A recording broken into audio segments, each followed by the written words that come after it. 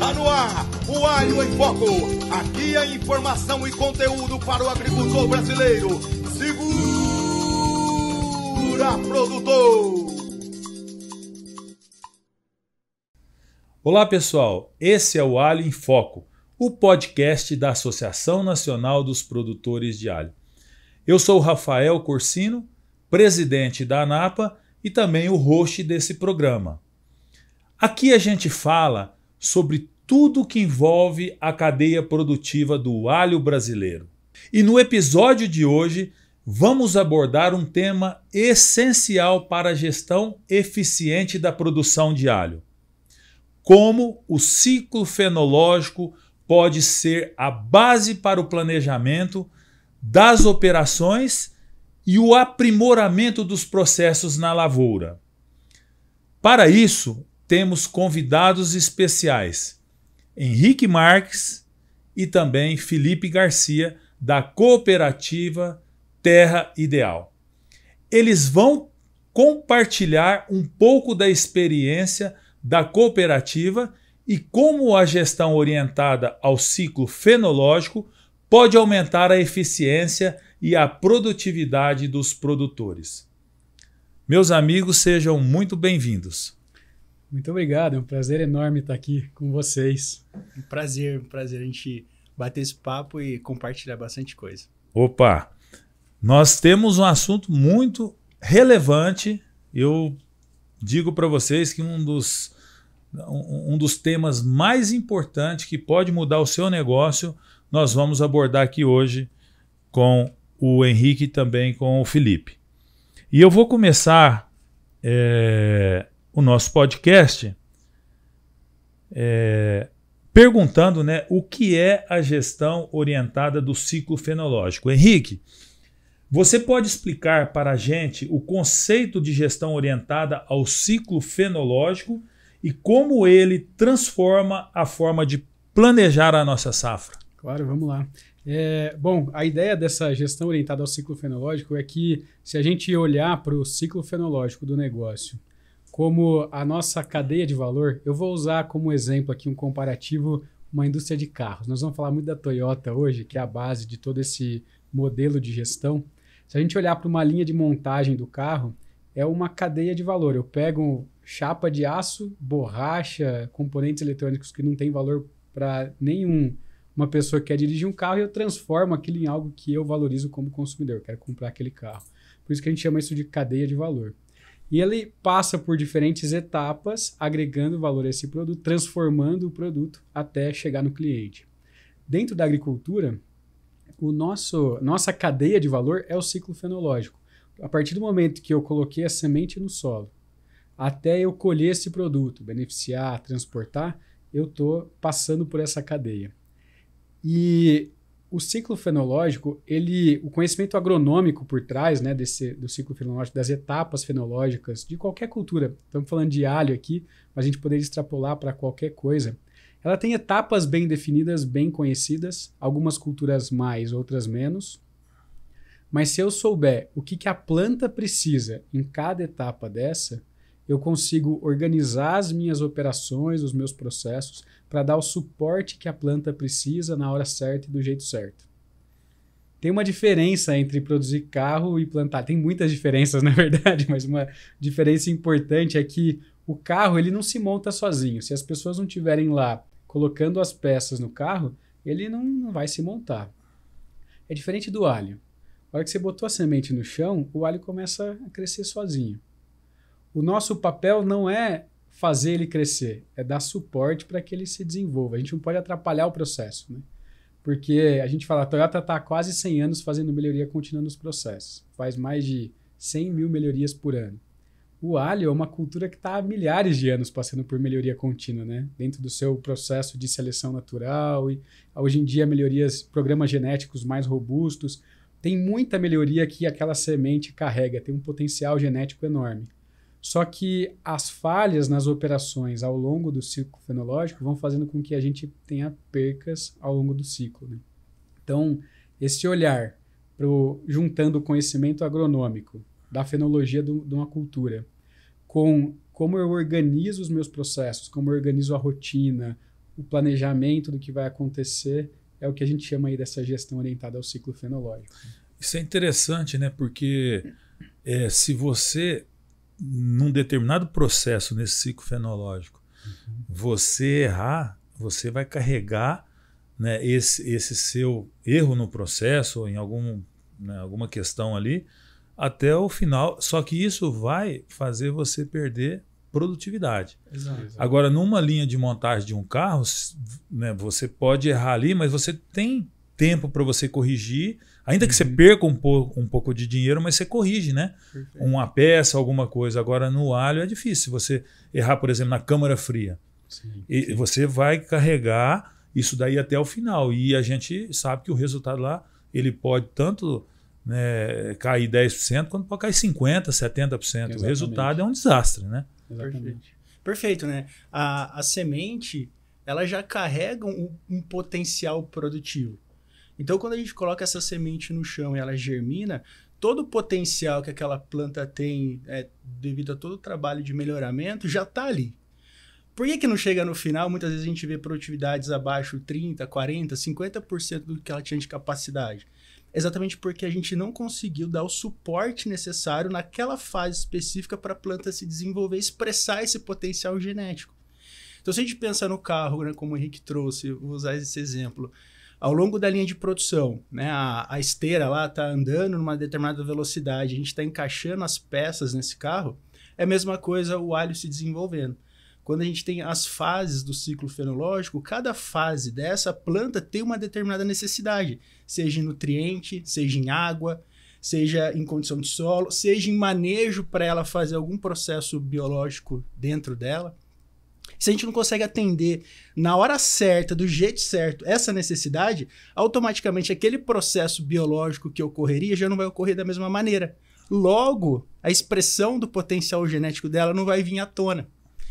E aí isso muda todo o nosso negócio. Por isso que a gente fala gestão orientada ao ciclo fenológico. Porque agora a gente tem que organizar o nosso negócio, todo o processo, desde os processos administrativos até os processos operacionais, para fazer com que aquilo que ela precisa naquele momento exato seja entregue.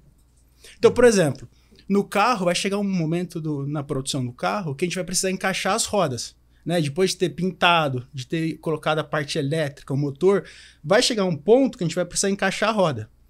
Essa roda, ela veio de uma logística que saiu da fábrica de rodas de alumínio e junto com o pneu que veio de uma outra cadeia produtiva que produziu o pneu. Essas cadeias produtivas foram se encontrando. Naquele ponto que o carro precisava do pneu, estava o pneu exato, na roda exata, com os parafusos exatos para ser encaixado. No nosso caso, eu preciso do nitrogênio na hora exata que a planta precisa para romper para uma determinada fase. Para que esse nutriente esteja lá, eu preciso dos tratores. E o trator com a disponibilidade regulado do jeito exato para entregar a quantidade exata no pé da planta de nutriente. Para isso, eu precisei de pessoas capacitadas. Para isso, a gente precisou de um processo de RH. Para isso, eu precisei de um processo de gestão financeira de compras para que o adubo estivesse lá. Então, no final, a gente começa a entender que todo o nosso negócio, todo o processo, ele está em volta do ciclo fenológico. Porque o ciclo fenológico é a planta que vai entregar o produto que o nosso cliente quer. É interessante, né? A gente está falando aqui de uma metodologia, né, utilizada pela Toyota, né, há muito tempo, e que vem sofrendo processo contínuo de melhoria, e isso foi trazido para a pecuária em primeira mão, né, pelo professor Paulo Machado. Sim. E agora vocês estão ajudando muito a trazer isso para a agricultura. E a gente não poderia deixar de citar aqui o Makoto Sekita, né, que eu acho que foi o cara que startou, levou para a pecuária e depois já levou para o agro, né, como um todo da Fazenda Sekita. Também o Hugo Shimada, que é uma empresa também que comprou essa ideia. E a gente percebe que são coisas de japonês. Se adaptam melhor, né? Então, eu tenho tentado lá na empresa, na matriz também, nós temos trabalhado junto, né, a Terra Ideal, e a gente vem sofrendo também, melhorando esses processos, sofrendo que eu falo no sentido de mudança de cultura, né? Uhum. Eu trabalhei 5 anos numa empresa japonesa e acabei assimilando muita coisa da cultura japonesa. Então isso para mim, quando fala dessa metodologia, muita coisa eu já tenho e nem sabia que era dessa metodologia ali, mas eu já tinha na minha consciência, no meu trabalho, no resultado que eu produzo na minha empresa. Mas o que eu quero dizer é que essas pessoas foram importantes, né? Hoje a gente vê você, Henrique, como uma referência também dentro do Brasil e fora, né? Eu vejo sempre vocês aí em países e trocando ideias, ou seja, essa metodologia ela vem sendo sempre renovada tanto para a pecuária quanto para a agricultura hoje, né? Sem dúvida. Isso começou lá aqui no Brasil especialmente, né? O professor Paulo trazendo isso para a pecuária de leite, foi com quem eu aprendi tudo isso e fiquei quase 10 anos trabalhando com leite. E hoje eu falo assim, se dá para fazer no leite, dá para fazer em qualquer negócio, porque é outras complicado. E os princípios, eles se aplicam a qualquer coisa. Porque, na verdade, a gente está falando de processos e tudo na vida é processo.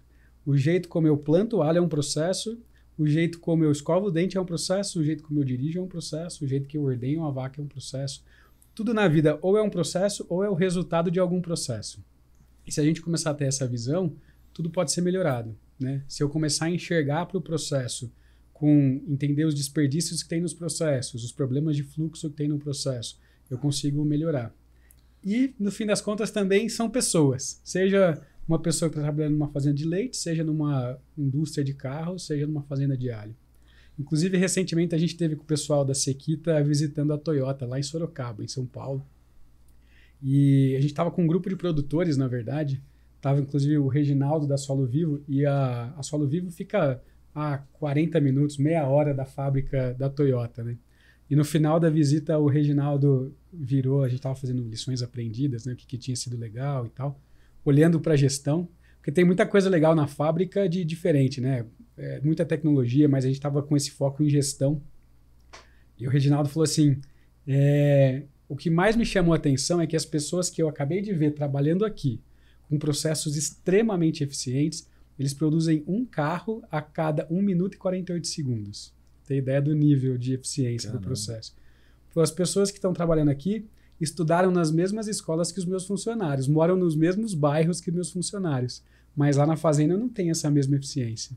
Então, pessoas são pessoas em qualquer lugar, né? Uhum. Não é porque é uma fábrica de carro que as pessoas são especiais e diferentes. Não, é desenvolver pessoas. Então, os princípios do Lean, da Toyota, se aplicam em qualquer lugar, né? Uhum. E o Makoto, em 2013, fez a primeira vez o curso lá com o professor Paulo Machado, na Exalc, em Piracicaba. Eu estava trabalhando lá com ele na época e começou a colocar isso em prática na pecuária.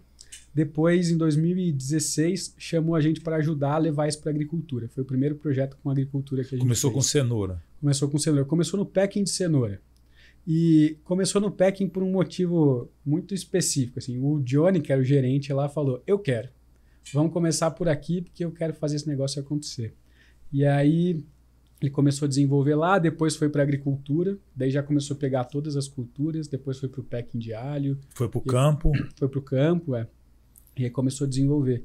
E aí, muito graças ao Makoto, né? Isso começou a se espalhar para outros produtores, especialmente dentro da área de HF, que é o nosso foco hoje dentro da cooperativa, é trabalhar com HF. Estamos começando esse trabalho com pecuária com suínos, né? Com a Kia e corte também, que é uma experiência que o Felipe tem muito grande. Já trabalhou muito nessa área. E uma coisa interessante, né? Para você ver como os princípios se aplicam. Você trouxe esse negócio de quando você empurra um defeito para frente, você não consegue mais corrigir no alho, né? Na fábrica de carro, se eu coloquei uma roda torta no carro, ou um parafuso ficou solto, ou tive algum problema dentro do motor, mais complexo que seja, a hora que chega no final da linha de produção e eu vou fazer uma verificação se aquele carro está apto para ir para o mercado, e eu ver um problema, eu consigo desmontar o carro inteiro e consertar o problema. Ainda que isso custe, né? Custa mais, é um desperdício. E, na verdade, esse é um dos principais princípios da Toyota, de não empurrar defeito para frente. mesmo eu podendo corrigir lá na frente, eu não quero ter que corrigir. Quando a Toyota começou a produzir carro, a Ford era um grande produtor de carro, né? A Ford tinha uma unidade só para corrigir carro com defeito. Então, porque era produção em massa. Então, produz, lá no final vê se tem um problema. Se tiver, manda para essa outra unidade e vai corrigir lá, para não atrapalhar o fluxo. A Toyota falou, se a gente começar a fazer isso, a gente quebra. Num país pequeno, com pouco recurso, um mercado pequeno. Então, eles começaram a criar processos para não passar defeito. Isso é chamado de jidoka em japonês, que é parar o processo imediatamente quando um problema é encontrado. Na agricultura, jidoka é fundamental, porque se eu empurrar um defeito para frente, eu não corrijo mais, não tenho o que fazer. Não tem o que fazer. Tem coisas que não dependem, né, da semente, dos processos, mas você ameniza, que é a questão climática, né? Mas você consegue amenizar muito se você está com os processos em dia. Porque quem não está, além de sofrer com o clima, sofre com os processos errados. Agora, quem está com os processos certos, com certeza sai na frente, ainda que o clima seja igual para os dois, né? Exatamente. E essa visão para o processo, porque tem muitas coisas na agricultura que não estão na nossa mão.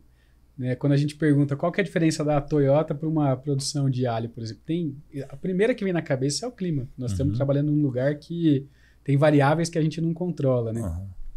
E a gente escuta muito isso, assim, o pessoal, não estou conseguindo plantar porque está chovendo muito, está chovendo pouco, sempre reclamando de coisas que eu não controlo, né?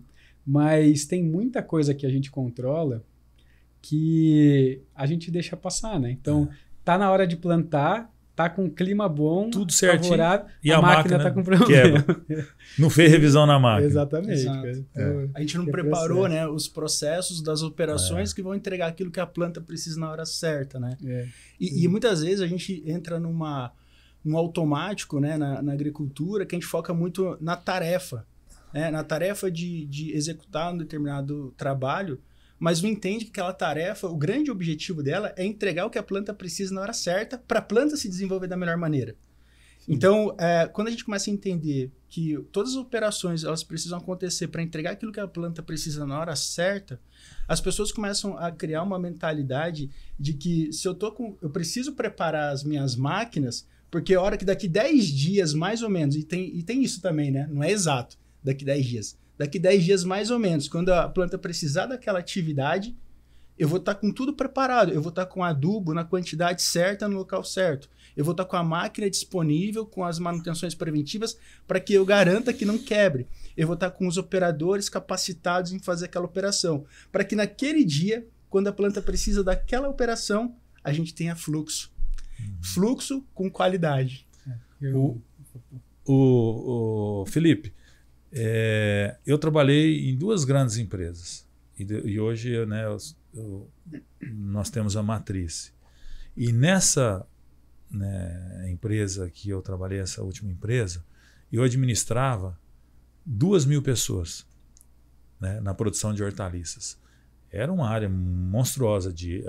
Era o maior produtor de cenoura do país. Alho eram uns 800 hectares, cebola uns 500, 600 hectares. Então era uma área bastante grande. E, assim, olhando hoje as ferramentas que a gente tem, como essa, né, para gestão, para melhoria contínua e tal, e lá atrás eu tinha uma dificuldade muito grande de desligar, porque a gente não tinha muitas ferramentas para você, como a gente tem hoje, né, como essa da metodologia Lean, né? Então lá atrás, assim, cara, passava ano, sai ano e a gente não conseguia desligar. Mesmo no momento ali de férias, tudo. Né? Você que administrou uma fazenda, né? Quais os desafios que você acha importante relatar aqui para a gente contribuir com as pessoas que estão nos assistindo? Ótima pergunta, porque acho que tudo... Eu só cheguei onde eu cheguei hoje por essa dor que eu acho que todo gerente e dono viveu ou vai viver. Que é a dor de, se eu não tô lá, não saem as operações, as coisas não acontecem. Eu cheguei a ficar, eu conto essa história nos cursos, eu cheguei a ficar 8 anos sem tirar férias. Trabalhando de segunda, de 4 da manhã, ao sábado, 10 da noite. Exatamente por isso, porque estava tudo na minha cabeça. Muitas vezes na fazenda tem muitas operações acontecendo ao mesmo tempo. E cada operação dessa precisa de decisões e precisa de tomadas de decisões e organizações que o gerente passa a achar que só ele tem capacidade e só ele tem competência para fazer. E ele acaba concentrando tudo nele. Total. E se a gente não tá... E o que acontece? E, na verdade, isso vira um fato de verdade. Porque se a gente não tá lá, as operações não acontecem. E se as operações não acontecem, o resultado que a gente espera daquelas operações, daquela lavoura ou daquele lote, não aparece. E aí a gente se culpa. Uma vez, o professor falou pra gente, o professor Paulo, uma coisa que mexeu comigo nessa época, eu era gerente, eu fui fazer o curso com ele. Ele falou assim, pessoal... O negócio de vocês não é produzir leite. O negócio de vocês é capacitar pessoas. E aí a gente foi entendendo isso, e isso também é um lema na Toyota. A Toyota traz de que o grande negócio da Toyota não é produzir bons carros. É capacitar e desenvolver ótimas pessoas. Porque quando a gente capacita e desenvolve ótimas pessoas, a gente tem ótimos processos e, por consequência, a gente tem ótimos produtos. Então, o gestor, quando ele tem um foco só no resultado, e foi assim, né, a minha vida profissional, quando eu formei, eu fui fazer o mestrado em análise financeira. Eu achava que, para fazer com que a empresa tivesse bons resultados, eu precisava entender muito a fundo os números. E é necessário, realmente precisa. Mas eu entendi que os números, né, quando a gente fecha um fluxo de caixa, um demonstrativo de resultado, a última célula lá da planilha é uma consequência de como as coisas aconteceram no ano que passou. Como que foi o plantio? Como que foi as operações? Como que foi a adubação? Como que foi a colheita? Como as pessoas fizeram? Será que a gente teve muita falha? Será que fez na hora certa? Aquele número é uma consequência disso tudo. Mas para que essas operações que a gente tem, que são milhares de operações, Felipe, é impossível fazer, eu executar todas as operações. Eu preciso de gente. Eu preciso de muitas pessoas hoje. Hoje na sua empresa, tem muitas pessoas agora fazendo diversas operações. A gente não consegue ter em todos os lugares ao mesmo tempo. Então a gente precisa de pessoas, e pessoas sabendo o que precisa ser feito, querendo melhorar sempre. Para isso, aí vem nosso papel. Nosso papel é capacitar essas pessoas, dar condição para que elas façam o melhor todos os dias. Como consequência, a gente vai ter ótimos produtos, produtividade, com qualidade. Como consequência, resultado financeiro. Eu fiz o trilho inverso, né? Para chegar aonde? Gente, a base de tudo são pessoas. O nosso foco como gestor é pessoas. E o resultado é uma consequência disso. Mas eu demorei 8 anos para aprender isso. Eu fiquei 8 anos sem tirar. Foi uma escola, né? Foi uma escola. Mas eu vejo duas causas que levam a esse tipo de situação, assim, né? Primeiro é que os líderes têm pouco conhecimento gerencial mesmo. Então, acaba gerindo as pessoas, os processos, de uma maneira intuitiva. Eu vou fazendo conforme eu acho que vai dar certo, não vai dar certo, aí tem coisa que funciona, tem coisa que não funciona. Então, aprendo a gerir no dia a dia, né? Tiro da minha cabeça a forma de gerir. Sendo que tem muito método. Na verdade, tem muita gente que já passou por situações parecidas e que a gente pode aprender, como a gente pode aprender com a Toyota. Só que a gente não aprende isso em lugar nenhum, que faculdade de agronomia, zootecnia, fala de gestão de pessoas, cursos técnicos não falam. Então, a gente não aprende esses métodos. Na Exalc, né, onde eu formei, tinha a melhor matéria de gestão de fazendas, era no departamento de zootecnia, que o professor Paulo dava. Ele aposentou e não tem mais a disciplina. Então, falta essa formação gerencial dos líderes. Eu acho que essa é uma primeira causa, falta o método. Falta repertório para saber como lidar com as situações junto das pessoas, seja um conflito, seja como que eu olho para um processo, como que eu padronizo, como eu planejo. E a segunda causa que eu enxergo é que os gerentes, gestores de fazenda, ainda têm uma crença de que o negócio precisa depender dele. E se eu tenho as informações e eu chego de manhã, eu passo o serviço para a equipe, eu sei o que precisa ser feito, eu acompanho para garantir que as coisas estão acontecendo. O negócio está dependendo de mim, eu sou importante para o negócio, eu nunca vou ser mandado embora. Então, eu sou um bom gerente quando eu chego às 4 da manhã e vou embora às 10 da noite. Quando eu apago fogo o dia inteiro. Quanto mais rápido eu apagar fogo, melhor eu sou como gerente. Essa é uma crença. Só que a consequência disso é que os processos acontecem, claro, mas o negócio fica dependente de uma pessoa. Se esse cara acontece um acidente, tem uma doença, alguma coisa, o negócio bagunça. A gente precisa desenvolver nos nossos gestores, gerentes também, a mentalidade de quanto mais ele fizer o negócio depender dele, pior é para ele e para o negócio. Mais arriscado é o emprego dele. É uma insegurança muito grande, né? Para a empresa também. Sem dúvida. Henrique, tem muitas pessoas despreparadas que fazem isso propositalmente de medo até de perder a cadeira dele, né? Exato. Mas assim, é engraçado, porque se ele começar a capacitar pessoas, organizar processos, tornar as coisas visuais, fazer com que todo mundo saiba o que precisa ser feito sem precisar perguntar para ele, fazer com que as pessoas saibam resolver os problemas sem precisar dele, ele começa a ser dispensável, certo? E aí tem esse medo, mas daí você é mandado embora. Mas você tem um negócio. Se você tiver um gerente que faz com que a equipe execute as coisas, o negócio funciona sem depender dele, você quer mandar esse cara embora? Não. De jeito nenhum. Eu vou aumentar o negócio, vou arrumar mais problema para ele resolver. É sinal que a gente pode crescer. Exatamente. Que ele está tirando de letra tudo que coloca na mão dele, né? Exatamente. E aí as ferramentas, elas entram, então, para ajudar a gente a organizar isso, colocar isso em prática, né? Fazer com que as pessoas tenham clareza do que precisa ser feito, a gente consiga planejar as operações com antecedência, fazer com que a gente garanta todos os recursos na hora certa, fazer com que a gente melhore continuamente, que é um dos grandes princípios, né, do Lean, do sistema Toyota de produção.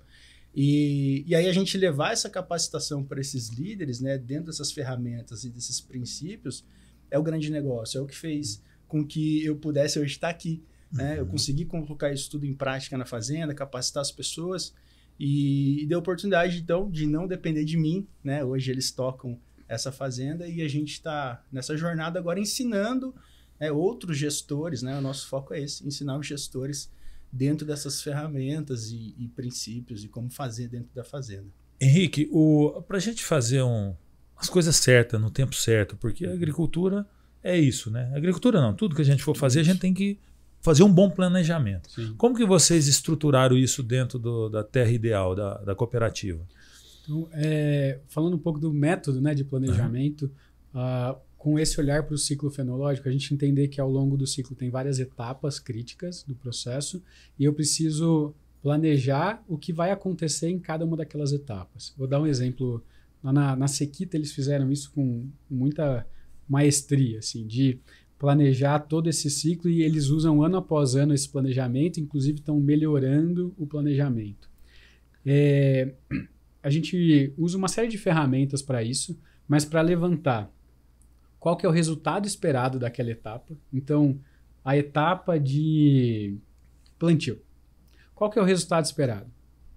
Isso precisa estar muito claro o que se espera do processo da etapa de plantio do alho, até para eu conseguir capacitar as pessoas, o que se espera do trabalho delas. O que é um alho bem plantado? Senão fica muito... O que é bem plantado para mim é uma coisa, para ele é outra. Mas planta direitinho, tá? Mas o que é plantar direitinho? Tem que criar parâmetros. Tem que criar parâmetros, padrões. De como que eu sei se está bem plantado ou não está bem plantado, para eu conseguir avaliar coisas críticas ao longo do planejamento. Então essa é a primeira coisa, clareza do resultado esperado de cada etapa. Se cada etapa entregar esse resultado, lá no final eu vou ter produtividade, vou ter um alho de qualidade. E que tem a ver com o ciclo fenológico. Porque o resultado esperado que cada operação tem que entregar é exatamente aquele resultado esperado que vai fazer com que a planta tenha a sua necessidade atendida. Por isso que entender do ciclo fenológico... No tempo certo, no momento certo, ela precisa ser atendida. E por isso que entender do ciclo fenológico é importante. Porque, por exemplo, o alho, eu fui aprender bastante coisa, né, nos projetos que a gente tem, mas o alho ele tem a posição certa de ser plantado. Porque existe algo fisiológico na planta que se eu colocar ela de ponta cabeça, ela não vai ter uma produtividade tão adequada. Então o que a gente precisa fazer? Criar um padrão de que no plantio a posição do alho tem que ser essa. Então o ciclo fenológico agora começa a puxar o resultado esperado das operações que vão dar suporte para ela.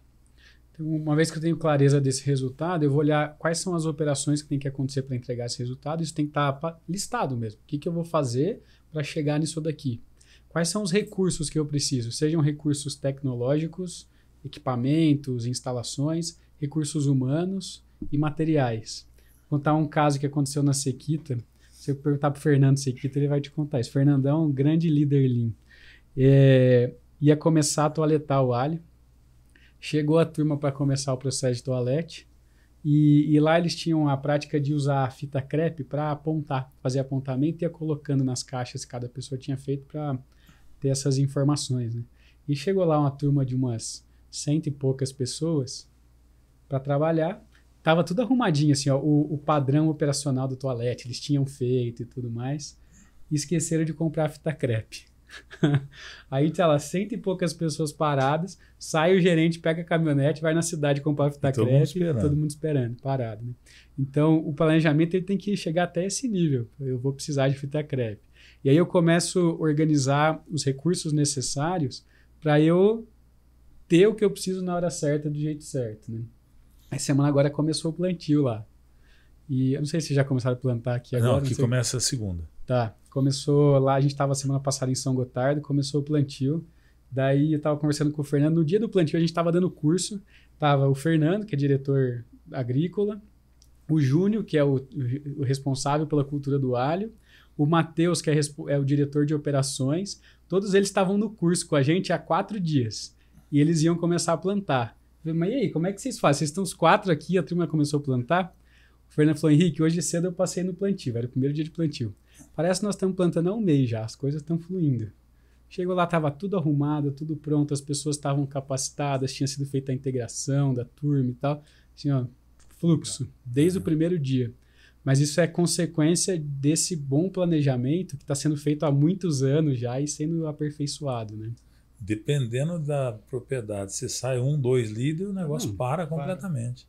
Né? Se o pessoal não está capacitado, treinado e atento a essa questão do ciclo fenológico. Né? Mas o Henrique e Felipe, o planejamento sempre é primordial, né? Você fazer um bom planejamento. Né? O que o produtor mais peca na hora dele planejar ali? O que você pode relatar para nós? Vocês podem relatar para a gente? De assim, dificuldade, de erro? Me vem 2 coisas, depois você completa aí, Felipe. Mas a primeira é deixar de olhar para esses detalhes, achar que, não, isso aí é óbvio, as pessoas não vão esquecer. Não, elas vão esquecer e vai travar 100 e poucas pessoas por causa de fita crepe, sabe? Então, o planejamento ele tem que olhar para esses detalhes. A gente não precisa sentar a bunda numa sala de reunião e ficar lá horas e horas planejando. Eu posso fazer isso etapa a etapa. Não tem porque eu planejar a safra inteira em um dia. A gente pode quebrar em pequenos ciclos e eu vou planejando isso ciclo a ciclo, até porque as coisas mudam, né? Então, acho que esse é o segundo problema. A gente quer detalhar muito e depois, na hora que vai começar a implantar, as coisas vão mudando e daquilo que eu tinha feito eu vou perder, porque eu vou ter que ajustar o planejamento. Então, a gente tem que fazer um planejamento ágil. É uma gestão de projeto ágil. É um método que vem lá da Toyota, vem do Lean também de gestão de projetos. Então, ter essa flexibilidade e agilidade de ajustar o planejamento. Uma outra coisa que eu vejo é não tornar as coisas visuais. Eu planejo, pode estar na minha cabeça como dono, como diretor, como gerente. Mas as pessoas não sabem o que está na minha cabeça. Isso tem que estar visual, tem que estar na parede, tem que ficar... Todo mundo tem que saber colocar o que tem que lá o pivôzinho, onde vai plantar, o local, a data... Né? O que vai ser usado, listar tudo que vai precisar. Exatamente. Então, na Sequita, por exemplo, estou dando exemplo porque eu acho que é o exemplo maior e mais e hoje é referência no Brasil. Grande referência, né? Eles têm, em cada unidade da Sequita, uma sala de guerra, onde as reuniões acontecem, onde o planejamento acontece. Tem um painel com as 52 semanas do ano, mas cada coluna é uma semana do ano. E cada linha é um pivô. São 90 e poucos pivôs. É uma parede gigantesca. Tem semana a semana o que vai acontecer em cada pivô. De todas as culturas, das rotações e tudo mais. Isso está planejado. Está num nível ali macro, então eu tenho que fazer calagem nessa semana nesse pivô.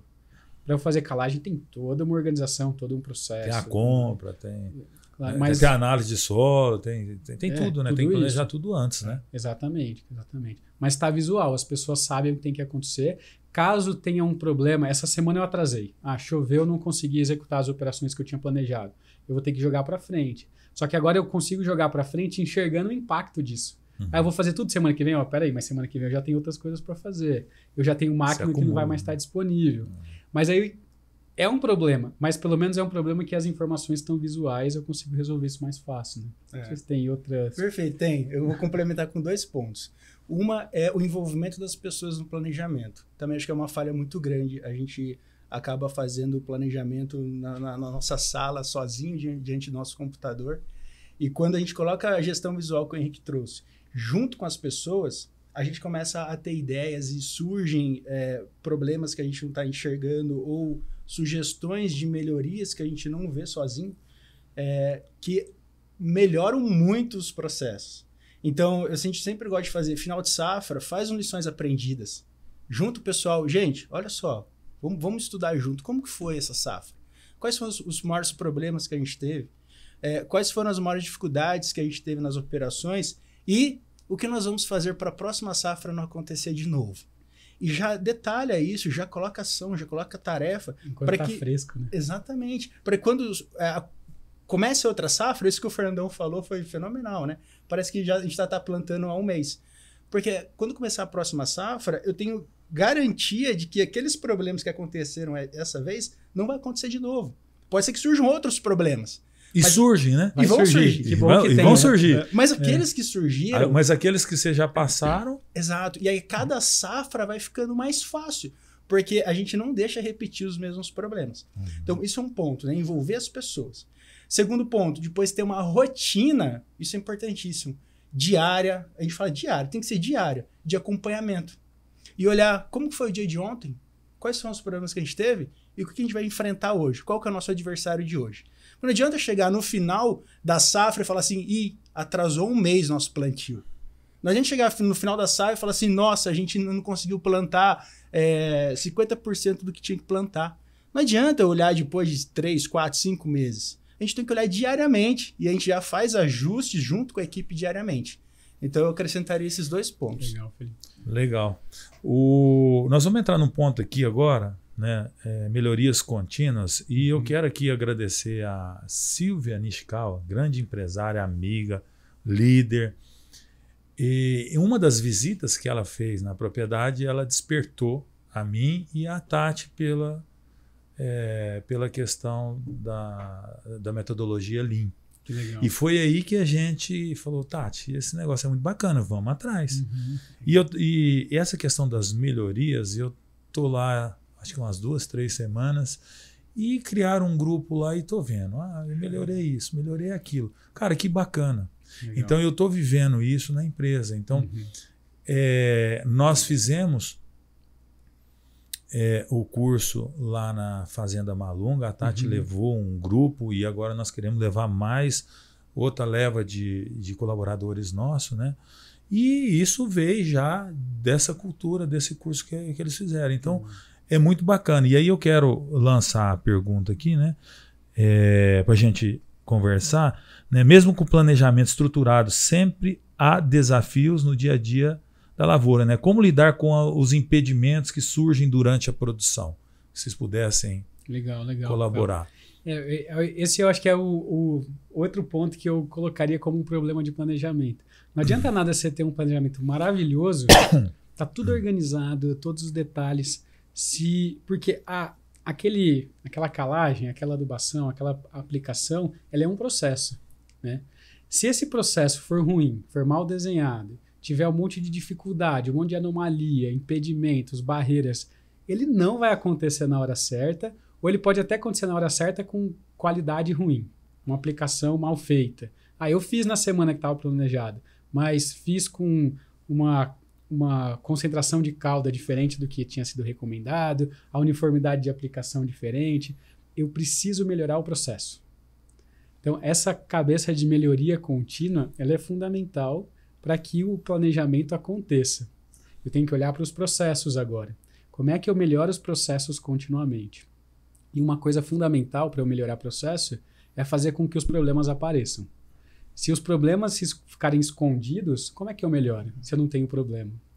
Quando a gente foi visitar a Toyota, lá tinha uma frase, num dos quadros que a gente viu, estava escrito assim, sem Kadai é Kadai. Kadai é problema em japonês. Então, não ter problema é o maior dos problemas.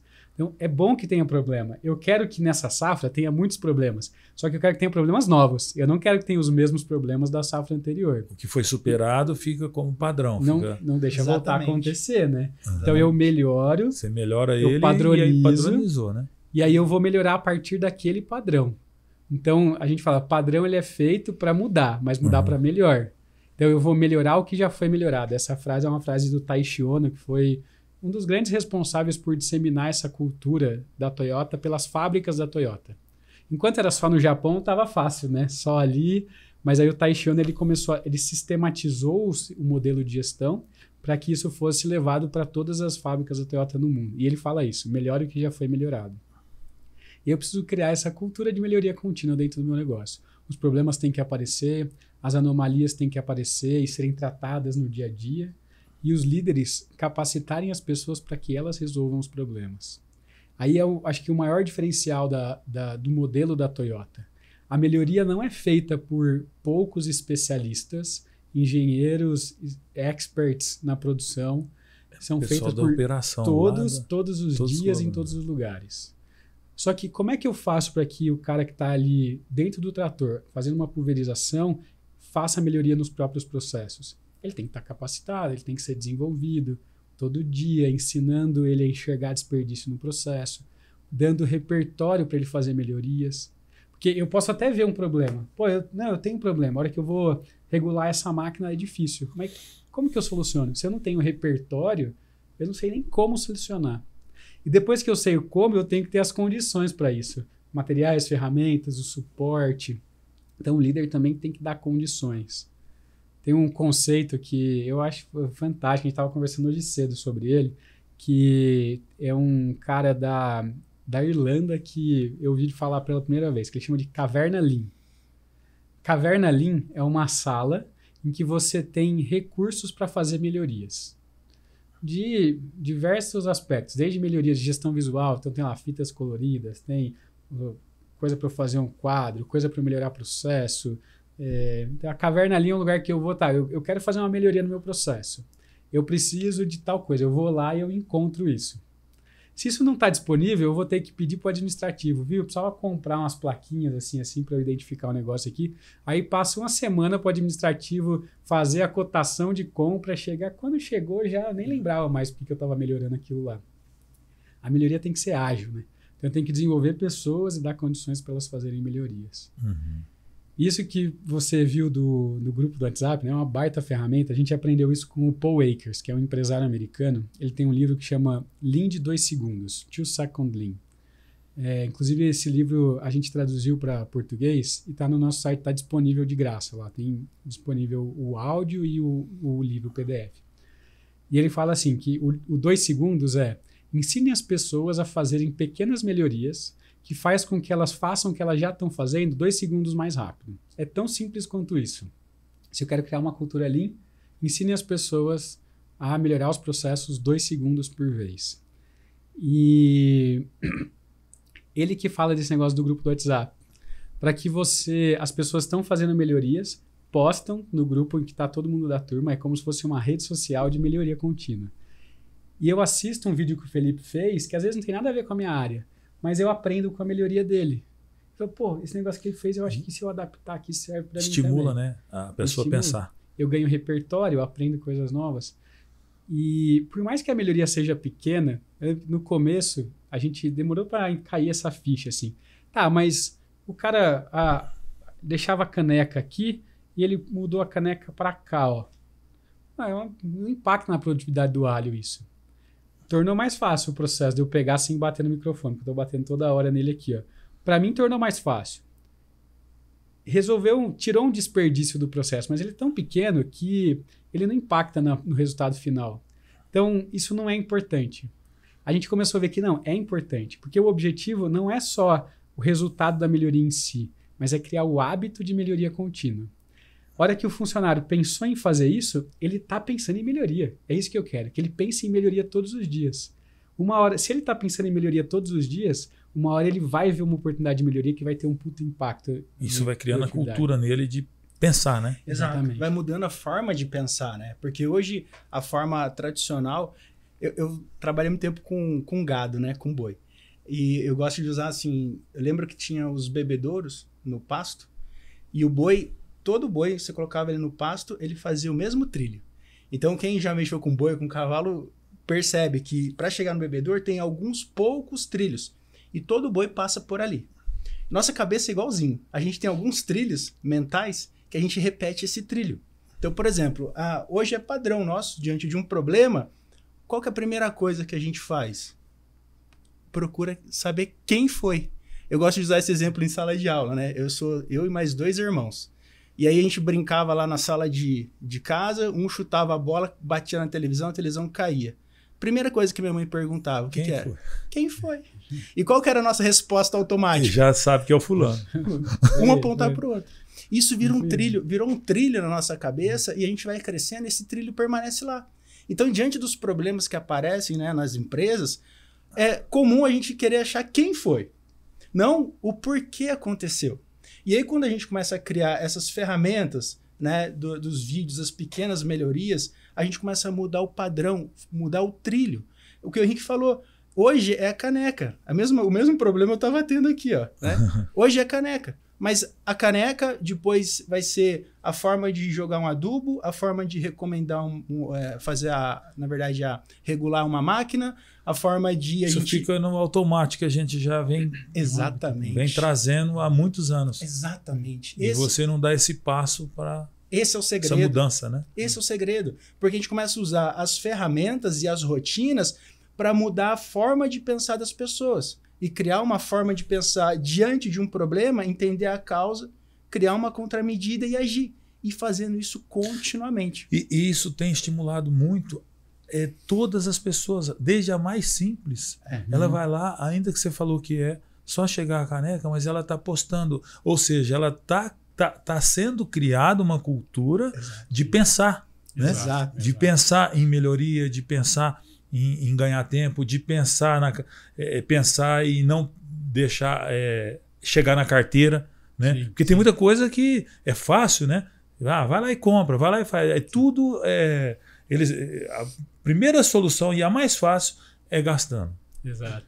Então, e aí eles começam com essa mentalidade e evita muito gasto financeiro e tempo também, né? Que é importante. Usar a cabeça, né? E não a carteira. Usar a cabeça e não a carteira. Isso. Pode falar. Esse processo de criar melhoria contínua, né?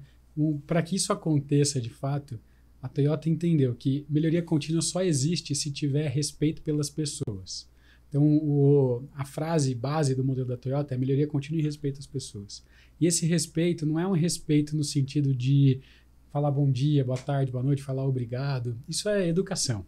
O respeito é de você acreditar, é uma crença de que as pessoas são capazes de melhorar os próprios processos.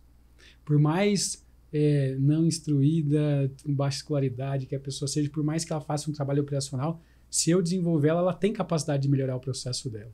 Eu preciso dar condições para isso acontecer. A Toyota entendeu que se ela não respeitasse as pessoas, era impossível criar uma cultura de melhoria contínua. Ia ser uma cultura de grandes melhorias eventualmente acontecendo pelos especialistas, mas não todo mundo todos os dias em todos os lugares, né? Então, esse é um aspecto importante de olhar para as pessoas com esse respeito de que elas são capazes, eu preciso só dar corda.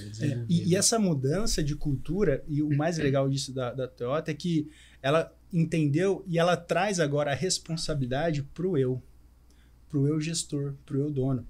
Porque para fazer com que as pessoas tenham esse comportamento, ninguém nasce sabendo. A gente precisa de um sistema de gestão em volta dessa pessoa. E o que a gente chama de sistema? Não é um software, não é um RP. Sistema é tudo que influencia as pessoas no dia a dia. Desde da comunicação visual, desde a forma que as coisas estão organizadas, o layout de um barracão, por exemplo, como que estão organizadas as máquinas, mas também o comportamento do líder. Isso tudo faz parte do sistema que está influenciando as pessoas e fazendo com que elas tenham um determinado comportamento. Se a gente quer um comportamento onde as pessoas enxerguem pequenas melhorias e coloquem contramedidas para que essas melhorias sejam colocados em prática, a gente precisa agora criar um ambiente, um sistema em volta dessa pessoa para que ela comece a desenvolver esse comportamento. E a responsabilidade de criar esse sistema que influencia as pessoas é nossa, do gestor, do dono. Então agora a gente tira a culpa das pessoas que elas não estão fazendo o que tinha que ser feito e traz agora a responsabilidade para a gente como gestor para criar esse ambiente onde desenvolva as pessoas que elas façam isso. Quer ver um exemplo prático disso? Acho que está até aqui no livro, depois a gente vai falar disso, mas nessa última safra agora, a sequita, a média de eficiência do plantio da sequita foi de 1.400 metros por pessoa por dia, plantados, tá? Saiu lá há uns 6 anos atrás de 900 metros por dia, nessa última safra 1.400. Esse ano vai ser mais. Só que não foi assim, saiu de 900 e foi para 1.400 de um dia para o outro, de um ano para o outro.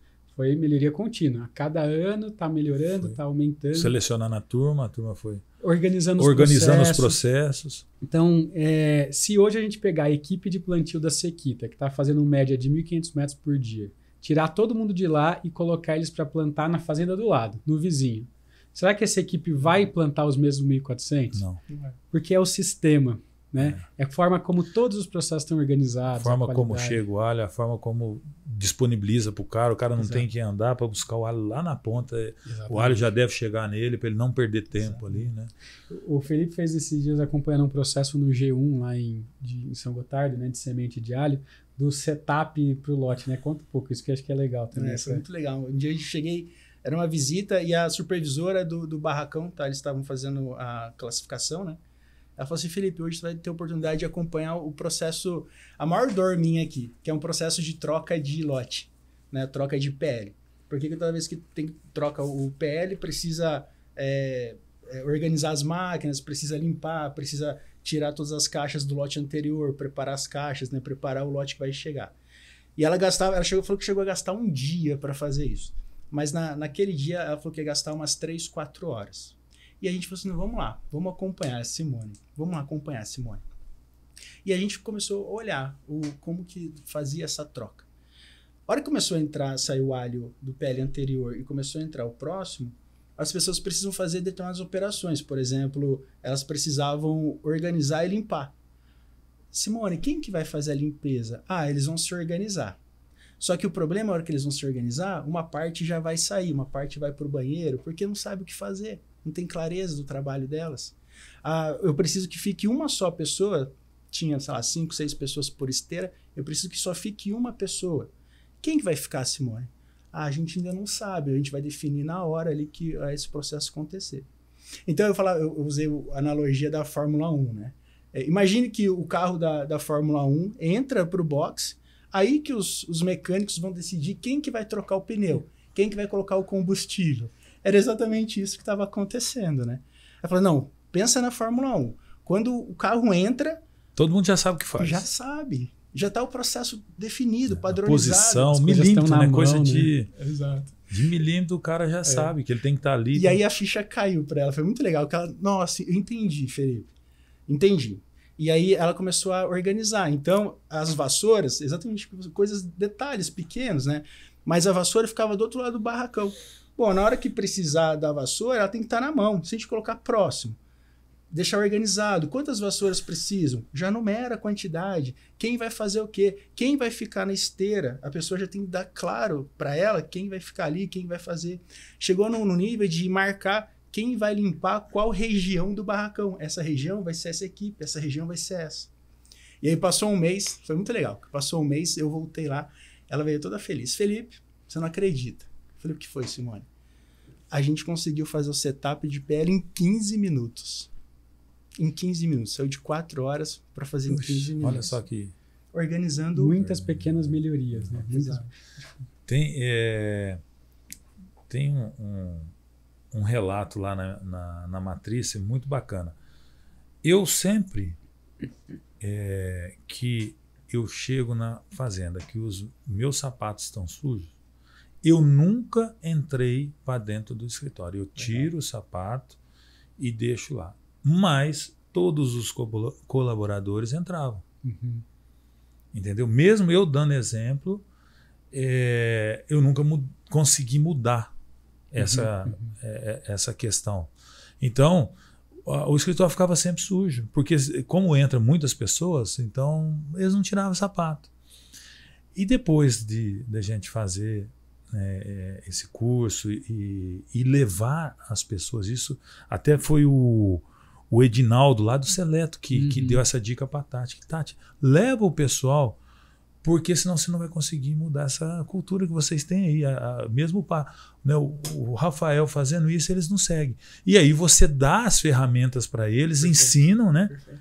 E aí começou a aparecer o serviço da nossa colaboradora. Ela ficou super feliz porque ela conseguiu, sentiu valorizada, por estar aparecendo o serviço dela, o escritório sempre limpinho agora, e ninguém mais entra com um sapato sujo lá. Ou seja, você gera economia de produto, você gera uma satisfação na nossa colaboradora, porque ela se sentia até que meio desrespeitada, a pessoa entrando com tudo sujo. Então, são coisas que a gente vai pondo em prática, que são pequenas, que não vai dar o resultado lá no alho, mas vai dar o resultado na equipe. A mentalidade dela é outra, ela se sente valorizada. Então, são pequenas coisas, é o que você falou, né? São pequenas coisas que é feito. Né? Perfeito. E o ambiente vai passando para as pessoas que ali é um ambiente que não permite desleixo. Então, se eu não tenho desleixo entrando com um sapato sujo, é a forma de pensar no desleixo com a máquina. Como que eu estou mantendo minhas máquinas? Eu, como operador, como que está a cabine do meu trator? Como que está o implemento que eu estou utilizando? As pessoas que estão no escritório, como que está a organização do meu computador? Então, essa mentalidade começa a passar e permear todas as operações. Então, é um negócio simples, mas o foco é o que o Rick colocou. É na mentalidade das pessoas que vai impactar no resultado. Tenha certeza, vai impactar lá na frente. E eu hoje tenho um armário lá, né, igual tem na Sequita, na Shimada. Tem o chinelo das pessoas, então a pessoa chega, deixa o sapato sujo lá fora, põe o chinelo e entra para dentro do escritório e melhorou muito. Né? E é o que você falou, isso é progressivo. Essa mentalidade vai levando para outros setores. Né? Uma hora isso chega no trator, uma hora chega na plantadeira, uma hora chega nas máquinas ali na operação. Né? E todo mundo... assim que muda a cultura. Cultura não se muda colocando todo mundo no barracão fazendo uma apresentação de data show. É isso que muda a cultura. Exatamente. São essas pequenas coisas, mas de forma contínua e fazendo com que isso vá permeando no comportamento de todo mundo, né? Vamos falar um pouquinho agora da gestão da mão de obra de safristas, né? Que é um dos desafios recorrentes da produção de alho, que é uma das culturas que mais prega mão de obra, né? E a gestão dessa mão de obra do safrista, né? Como estruturar essa gestão de forma eficiente? Hoje nós temos uma dificuldade danada, né? Nós temos até, por questões de legislação, uma dificuldade muito grande de você manter essas pessoas nas propriedades, em função de uma coisa que está à parte, que são os benefícios que o governo concede a esses trabalhadores, e que muitos deles resolvem em não fichar. Ele já ganha. O filho várias bolsas que, juntando, ele ganha lá 2, 3 mil reais. Para que trabalhar? Então, uma até das sugestões que nós demos, eu e vários outros colegas, ao deputado José Vitor, foi: olha, vamos fazer o seguinte, já que o governo quer manter esses benefícios aos trabalhadores, então mantenha os benefícios e deixa deixa ele fichar, porque a partir do momento que ele é registrado, ele perde todos os benefícios. Então, um pedido nosso ao governo, né, através do deputado José Vitor, que já passou pela Câmara, está no Senado, é que ele pode registrar sim, ele não vai perder nenhum benefício. Ou seja, vai agregar o que ele vai trabalhar e ganhar. Então vai melhorar a renda dele. Então nós estamos olhando para o nosso trabalhador também para melhorar a renda dele. E esse é um desafio também político, né, que precisa ser aprovado e chancelado pelo presidente da República. Então eu queria que vocês falassem um pouquinho dessa gestão dos safristas. Esse é um tempo que dá para ficar umas 4 horas conversando aqui, ó, se quiser. Né? Tem muitos aspectos sobre isso, mas eu vou dizer uma visão assim, que a gente tem, que é uma visão, não sei se é totalmente diferente, mas está dentro da abordagem do Lean também. do mesmo jeito que a gente tem que entender o que o nosso cliente quer para entregar valor para o cliente, eu preciso entender o que é valor para esses funcionários que estão vindo para trabalhar na safra. E porque hoje em dia se fala muito de gestão de pessoas cheio de firulas, assim, né? O cara quer um ambiente gostoso para se trabalhar, geladeira de Heineken, não sei o que. E aí a gente precisa entender, mas será que é isso que esses caras querem? O que ele realmente quer quando ele está vindo trabalhar aqui na região, em São Gotardo, em qualquer lugar? Se eu não souber o que ele quer, eu vou ficar desperdiçando recurso, fazendo coisas que não vai atrair esse cara, não vai fazer ele querer continuar lá, e não vai resolver o problema, né? Então, já passamos por muitas experiências. A gente já fez vários testes com o pessoal da Sequita, sempre foram muito abertos. Acho que, inclusive, vale muito a pena tentar trazer o Fernando Sequita e a Ana Flávia, que é diretora de RH da Sequita, para fazer um bate-papo sobre esse tema. Mas, assim, já tentamos, vamos botar salário fixo. Deu pau, greve. Teve um dia que a Ana Flávia me ligou, Henrique, a turma entrou em greve, o que nós fazemos aqui? E aí, assim, várias tentativas para a gente entender. O que esses caras querem é dinheiro. Largaram a família não sei aonde, eles querem vir para cá ganhar o máximo de dinheiro que eles podem para voltar para lá. Claro, tem outras questões também, né, outros detalhes, mas o grosso... Essa questão dessa parte mais de esporte, isso também está no radar deles? Eles vêm para ganhar dinheiro, mas se tem um alojamento com a telha térmica, se tem um ambiente com campo de futebol, tem algumas atividades, isso também chama, né? Eu estou vendo vários produtores fazer isso, né? Eu acho que sim, eu acho que tem que entender. Talvez isso seja importante para alguns, para outros não, mas se é importante para alguns, eu tenho condição de dar tornar esse ambiente agradável, eu acho que tem que dar, sabe? A gente tem, para mim é isso, tem que ter a mesma visão que a gente tem para o cliente. O que esse cara quer? O que o meu negócio pode oferecer para ele, que seja valor para ele querer voltar na próxima safra. E, para mim, esse indicador de quantas pessoas voltam na próxima safra para trabalhar comigo é fundamental. E a gente tem que fazer isso porque o meu negócio tem que ser atrativo para esses caras. Eles têm que querer voltar. Eu tenho que ter uma fila de gente querendo trabalhar comigo. Porque daí eu consigo selecionar. Eu consigo escolher quem eu quero que trabalhe comigo, né? E enquanto o meu negócio não for a melhor opção, for assim, eu vou porque é o que tem, daí o negócio não vira, né? Mas eu acho que essa questão financeira é importante. Se o cara quer ganhar muito dinheiro, eu vou organizar meus processos para que ele ganhe muito dinheiro. Então, é o que a gente vê na Sequita. Um cara no vizinho planta 900 metros por dia, na Sequita planta 1.500 metros por dia, 1.400 metros por dia. Ele vai ganhar mais aqui. Então ele vai querer ver trabalhar comigo. E com certeza com menos pessoas, né? O Sequita vai... Com menos gente, então eu consigo gerir melhor essa equipe. Ele tem um rendimento maior, né? Claro. Isso impacta direto no custo.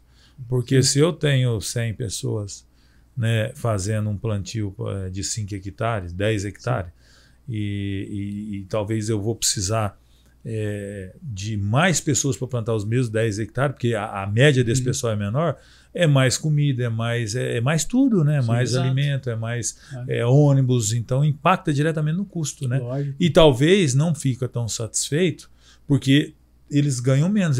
Tem os que destacam mais, né? Mas na média eles vão ganhar menos do que... E eu queria comentar assim, que a gente não está pagando a mais pela unidade. Isso é padrão no mercado. Eu vou pagar o padrão.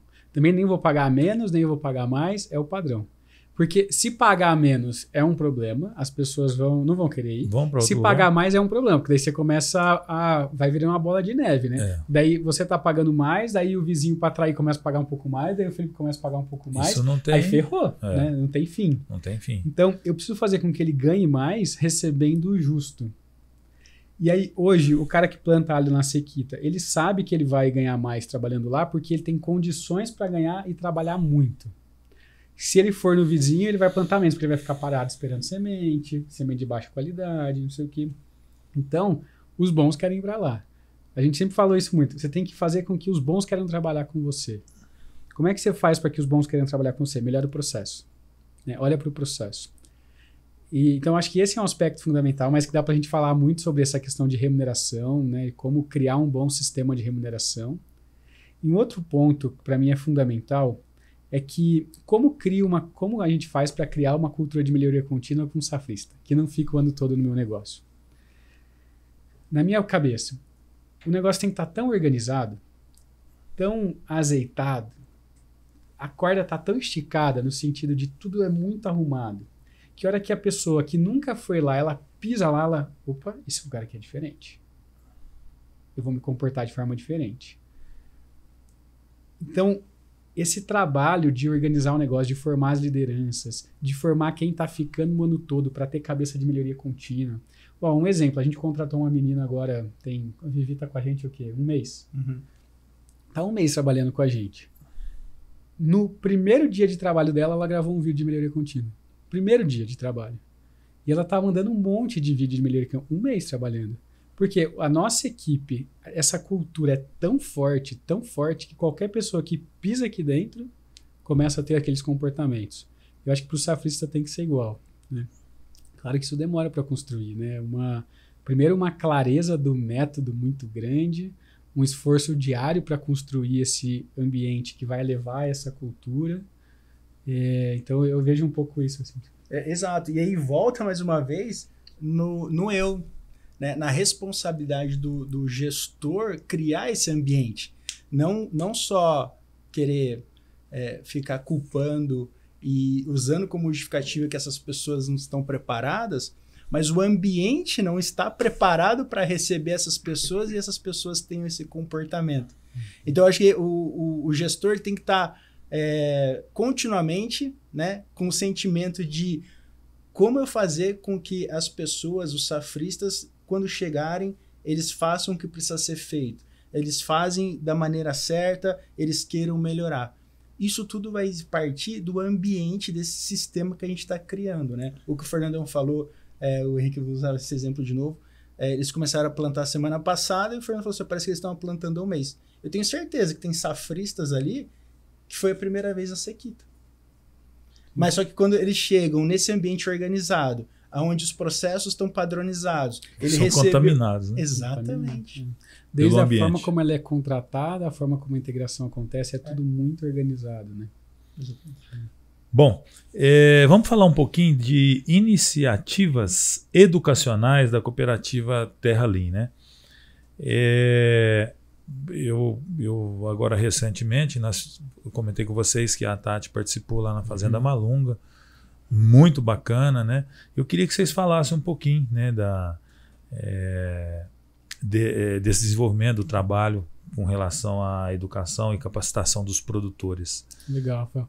Então, hoje a cooperativa, ela é uma cooperativa educacional. De onde que veio, né? Não tem muitos modelos de cooperativa educacional por aí, é um negócio diferente, né? Perto da minha casa, tem uma cooperativa de professores de ensino fundamental, ensino médio. Quando a gente estava pensando qual que seria a estrutura disso, a gente não queria que fosse uma empresa, né, uma sociedade minha, do Felipe, de outras pessoas, que ia ser mais uma empresa aí no mundo. A gente queria que fosse algo robusto, porque a gente acredita muito no Lean e a gente acha que isso tem que ser levado para a agricultura toda. Isso vai demorar 200 anos, então tem que ser um negócio que sobrevivesse por 200, 300, 400 anos. E se fosse uma empresa, não funcionaria. A gente pensou, vamos montar um instituto? Mas instituto é complicado. E a gente chegou nesse formato de cooperativa. Então, hoje nós somos uma cooperativa educacional com foco na formação de lideranças que estão dentro das fazendas, porque é a base. Se a gente quer criar uma cultura Lean dentro dos negócios, tem que ter lideranças bem capacitadas. Tanto capacitação gerencial, capacitação humana em como que eu me comunico, como eu me relaciono, como eu resolvo conflitos, e capacitação técnica também. Nós estamos começando agora alguns projetos na área técnica, especialmente para essas culturas que têm pouco conhecimento técnico disponível, né, como é o caso de HF. E então esses 3 pilares, gerencial, humano e técnico, é a base da cooperativa, né, da educação, da formação de líderes dentro da cooperativa. E nós temos hoje as nossas salas de aula, é uma escola, só que as salas de aula são as próprias fazendas parceiras da cooperativa. Todos os nossos cursos são dados dentro das fazendas. Então a Sequita, por exemplo, abre as portas para outros produtores e gestores irem lá dentro aprender com eles. A Shimada abre as portas, a Lavita abre as portas e tantas outras empresas, porque a gente acredita também que a educação tem que ser prática. Eu só aprendo fazendo. Então também tenho que ensinar fazendo. né? Esse é um conceito da Toyota. A capacitação acontece no local de trabalho. E então as salas de aula são as fazendas e os educadores, né, da nossa cooperativa são os cooperados que estão fazendo isso. São líderes, gestores que vivenciam essa gestão todos os dias. Então é uma educação prática feita por quem sabe do que está falando, porque faz isso todos os dias, né? Essa é a ideia. E aí a gente tem vários programas de formação em todas essas áreas, em diferentes regiões do Brasil. As nossas fazendas parceiras estão em lugares diferentes. E também a gente tem projetos, né, que a gente faz de capacitação em loco, dentro das fazendas. E muito material disponível. Porque a gente tem muito esse propósito de levar o Lean para o maior número de pessoas possível. Então tem muito material disponível e gratuito para levar. Um exemplo é esse livro, né? Aproveitando esse gancho, eu recebi aqui, eu fui presenteado por esse livro, ó. Excelência Operacional na Horticultura. Introdução à gestão orientada ao ciclo fenológico com base no pensamento Lean. Então, nós abordamos muito sobre esse tema aqui e eu agradeço o presente, Henrique. Legal. Né? Com certeza nós vamos debruçar nesse livro aqui, que a gente sabe que tem muito conhecimento disponível aqui. Esse livro ele é fruto assim, desse trabalho de todos os cooperados, né, de todas essas fazendas. E aqui a gente conta as histórias da Sequita, da Lavita, da Malunga, da Solo Vivo e de outros produtores também. Então é meio que um compilado dessa experiência dos últimos 10 anos aí, colocando o Lean na horticultura. E ele tá de graça, tem de graça no nosso site. A versão física a gente vende preço de custo, mas tem o audiobook e tem a versão em PDF de graça. Então, mesmo que se você não está acostumado a ler, não tem desculpa. Bota no carro enquanto está indo para a fazenda, vai escutando. Vai ouvindo, né? E tem outros 5 livros lá no nosso site também de graça em audiobook. Tem o livro do Paul Akers, tem 2 livros do Paul Akers, tem um livro que chama A Melhoria Começa Comigo, do Tom Hughes, que é um baita livro sobre Lean e do papel do líder na construção dessa cultura Lean. Então, esses materiais estão disponíveis no www.terralean.com.br. E, de novo, né, o objetivo é a gente capacitar, desenvolver esses líderes a levar isso para dentro dos negócios. Bom, o bate-papo foi muito bom,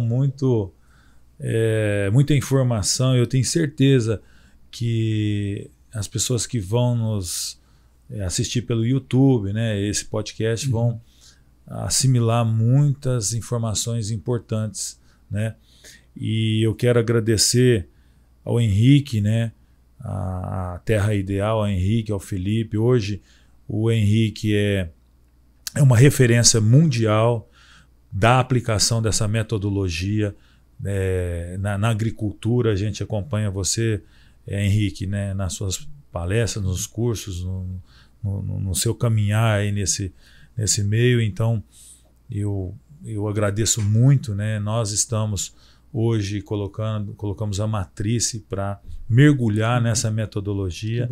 Eu tenho acompanhado o passo a passo lá e tenho visto, né, a melhoria contínua que nós estamos tendo através dessa metodologia, através do suporte que vocês têm dado. E eu só tenho a agradecer, né, a vocês por ter levado essa ideia para a agricultura. Antes era só pecuária e agora nós temos ela disponível na agricultura. Bom, quer deixar uma mensagem finalizando? Henrique? A gente que agradece a oportunidade de estar aqui, bater esse papo com você. Esse trabalho é fruto, na verdade, do esforço de muita gente. São 25 cooperados que acreditam demais nisso e estão levando isso tanto para dentro dos seus próprios negócios e ajudando a levar para outros, né? Então, a gente fica muito feliz de ver isso acontecendo, disso, de fato, chegando em mais negócios e dando resultados, como você está vendo lá, né? Então, muito obrigado pelo convite.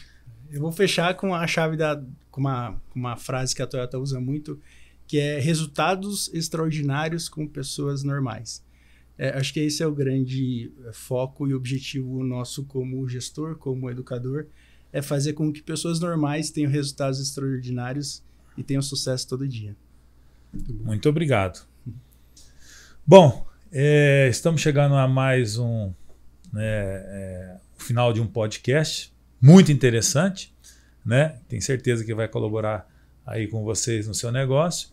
E você que está aqui nos acompanhando pelo YouTube da ANAPA, muito obrigado pela sua companhia. Temos um episódio muito interessante hoje, né? Aproveite para seguir a ANAPA nas redes sociais e ficar por dentro de todas as novidades. Instagram da ANAPA, @ANAPAalho. Instagram da Terra Ideal, @escola.terralim. E é isso. Chegamos ao final de mais um podcast. Deixo aqui um abraço a todos vocês e até o próximo podcast. Muito obrigado.